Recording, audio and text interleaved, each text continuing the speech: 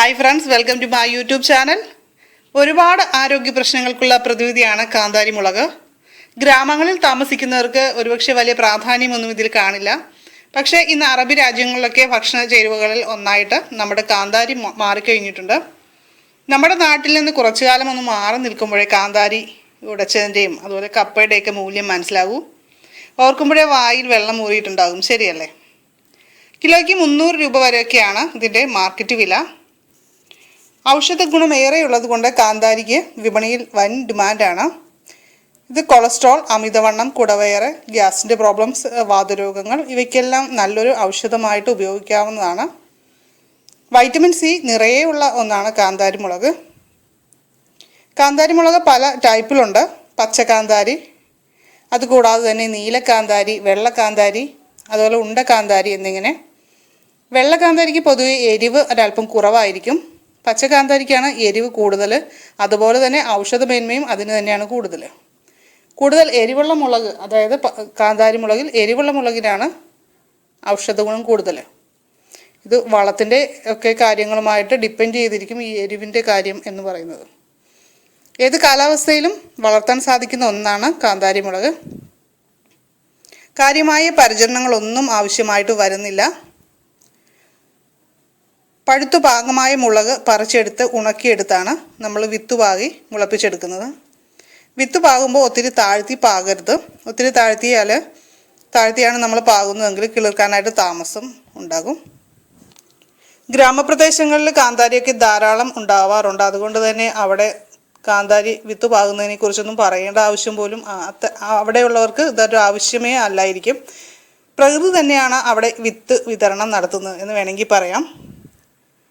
വളക്കൂറുള്ള മണ്ണാണെങ്കിൽ കാര്യമായിട്ട് വളമൊന്നും ചേർക്കേണ്ടതില്ല. പക്ഷേ വളക്കൂറ് കുറഞ്ഞ മണ്ണിൽ നമ്മൾ വളം ചേർക്കേണ്ട ആവശ്യമുണ്ട്.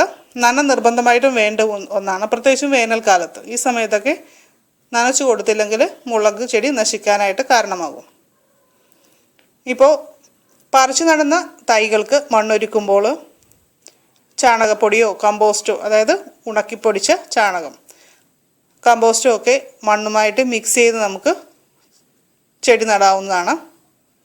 കാന്താരി മുളകിന് പൊതുവെ ചാരം ചേർക്കുന്നത് കുറവാണ്. അങ്ങനെ കൂടുതലായിട്ട് ചേർക്കുന്നത് ഒരല്പം ചേർത്തുകൊണ്ട് കുഴപ്പമില്ല. പക്ഷെ കൂടുതലായിട്ട് ചേർക്കുന്നത് ഇലമുരടിപ്പിന് സാധ്യതയുള്ള ഒന്നാണ്. കാന്താരി മുളകിൻ്റെ എരിവിൻ്റെ കാര്യം നമ്മൾ നേരത്തെ പറഞ്ഞു. എരിവ് കൂടുന്നതനുസരിച്ച് ഔഷധ ഗുണം കൂടും. എരിവ് കൂടാനായിട്ട് പാണലിൻ്റെ ഇല പച്ചിലവളമായിട്ട് ചേർത്ത് കൊടുത്താൽ മതിയാവും. ശീമക്കൊന്നയില എല്ലാ മാസവും പുതയിടുന്നത് വിളവ് വർദ്ധിക്കാനായിട്ട് സഹായിക്കുന്ന ഒരു കാര്യമാണ്. അതുകൊണ്ട് കൃഷി ചെയ്യുന്നവരെല്ലാവരും തന്നെ ശീമക്കൊന്ന വെച്ച് പിടിപ്പിക്കണം എന്നാണ് എനിക്ക് പറയാനുള്ളത്. നല്ല പച്ചിലവളമാണല്ലോ. കാന്താരി നന്നായിട്ട് തഴച്ചു വളരാനായിട്ട് കോഴിക്കാഷ്ടം ചേർത്ത് കൊടുക്കുക. കോഴിക്കാഷ്ടം ചേർക്കുമ്പോൾ എല്ലാവരും ശ്രദ്ധിക്കേണ്ട ഒരു കാര്യം, ഒരു 5-6 മാസമെങ്കിലും പഴക്കമുള്ള കോഴിക്കാഷ്ടം യൂസ് ചെയ്യുന്നതാണ് എപ്പോഴും നല്ലത്. നമുക്കറിയാം കോഴിക്കാഷ്ടം പൊതുവേ ചൂട് കൂടിയ ഒന്നാണ്. അതുകൊണ്ട് തന്നെ ഡയറക്റ്റ് ചേർക്കുകയാണെങ്കിൽ ഇല കൊഴിയാനും ചെടി നശിക്കാനും ഒക്കെ സാധ്യതയുണ്ട്. പ്രത്യേകിച്ചും നന കുറവാണെങ്കിൽ. ഇത് വേനൽക്കാലമാണ്, അതുകൊണ്ട് ഓൾറെഡി ചൂടാണ്. വേനൽക്കാലത്ത് കാര്യമായി നനച്ചു കൊടുക്കുകയും മറ്റും ചെയ്താൽ ഒരു ചെടി ഏകദേശം ഒരു 4-5 വർഷം വരെയൊക്കെ കായ്കളുണ്ടാകും. കായ്കൾ പൊതുവെ കുറഞ്ഞു നിൽക്കുന്ന സമയത്ത് അല്ലെങ്കിൽ ചെടി മുരടിച്ച് പോകുന്നതായിട്ട് തോന്നിയാൽ, നമുക്ക് പറമ്പിലൊക്കെ ധാരാളമുള്ള ചെടിയാണല്ലോ തുമ്പ, ഇത് കുറച്ച് പറിച്ചെടുത്ത് കൊണ്ടുവന്ന് കാന്താരി ചെടിയുടെ തടത്തിലിട്ട് ഒരല്പം മണ്ണിട്ട് മൂടിക്കൊടുക്കുക. 2 ആഴ്ച കൊണ്ട് തന്നെ നമുക്ക് വ്യത്യാസം കാണാൻ സാധിക്കും. നിറയെ കായ്കൾ ഉണ്ടാകാനായിട്ട് ഈ വിദ്യ സഹായിക്കും.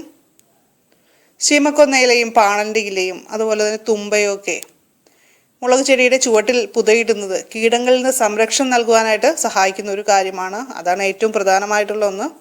അതുകൊണ്ട് തന്നെ അത് എല്ലാവരും ട്രൈ ചെയ്ത് നോക്കുക. മുളകിന് ബാധിക്കാറുള്ള മുരടിപ്പ് രോഗം, അതല്ലെങ്കിൽ കുരടിപ്പ് രോഗം എന്നൊക്കെ പറയും, അത്തരത്തിലുള്ള പ്രശ്നങ്ങൾക്ക് ഇത്തരം പരിചരണത്തിലൂടെ തീർച്ചയായിട്ടും വ്യത്യാസമുണ്ടാകും. അതല്ലെങ്കിൽ നമുക്ക് റബ്ബർ കൃഷിയുള്ള സ്ഥലങ്ങളിലൊക്കെ ഉള്ളവർക്ക് റബ്ബർ കഴുകി കിട്ടുന്ന വെള്ളം നമുക്ക് ചെടിയിൽ തളിക്കുന്നത് ഇത്തരം പ്രശ്നങ്ങൾ മാറുവാനായിട്ട് സഹായിക്കുന്ന ഒന്നാണ്. കാന്താരി ദീർഘനാൾ വിളവെടുക്കുവാനും അതുപോലെ വിൽപ്പനയ്ക്കായി കൃഷി ചെയ്യാനൊക്കെ ഉദ്ദേശിക്കുന്നുണ്ടെങ്കിൽ ഇത്തരം കാര്യങ്ങളൊന്ന് മനസ്സിലാക്കിയിരിക്കുക. നിറയെ വിളവ് ലഭിക്കും. നമ്മൾ നേരത്തെ പറഞ്ഞൊരു കാര്യമാണ് വേനൽക്കാലത്ത് നന്നായിട്ട് വെള്ളം വേണ്ട ഒന്നാണ് മുളക് ചെടി എന്നുള്ളത്. അപ്പോൾ അടുക്കളയിലെ വേസ്റ്റ് വാട്ടർ നമുക്ക് കൃഷിക്കായിട്ട് പ്രയോജനപ്പെടുത്താനായാൽ കൃഷി ആവശ്യത്തിനായിട്ട് കുടിവെള്ളം നമുക്ക് നഷ്ടപ്പെടേണ്ടി വരത്തില്ല. വെള്ളത്തിൻ്റെ ദൗർബല്യം ഇന്ന് ഒരുപാട് പേര് നേരിടുന്ന അല്ലെങ്കിൽ പരാതി പറയുന്ന ഒരു അവസ്ഥയാണ് അല്ലെങ്കിൽ സാഹചര്യമാണ് ഇപ്പോൾ നമുക്കുള്ളത്. അപൂർവമായി ചിലയിടങ്ങളിൽ മാത്രമാണ് ധാരാളം വെള്ളമുള്ളത്. ഞാനും അത് നേരിട്ടുകൊണ്ടിരിക്കുന്ന ഒരു ഇതാണ്. ഞങ്ങളുടെ ഒരു കുളത്തിൽ നന്നായിട്ട് വെള്ളമുണ്ട്, പക്ഷേ കിണറ്റിൽ വെള്ളം തീരെ കുറവാണ്.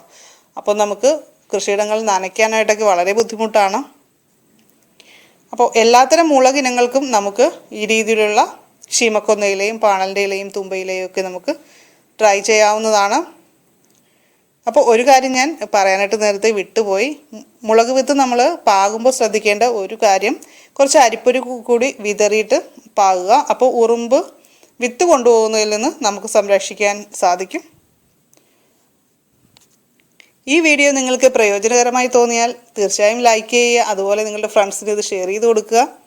പുതിയ വീഡിയോകൾക്കായിട്ട് നമ്മുടെ ചാനൽ സബ്സ്ക്രൈബ് ചെയ്യാത്ത കൂട്ടുകാർ ഇന്ന് തന്നെ ചെയ്യുക. അപ്പോൾ എല്ലാവർക്കും നന്ദി, നമസ്കാരം.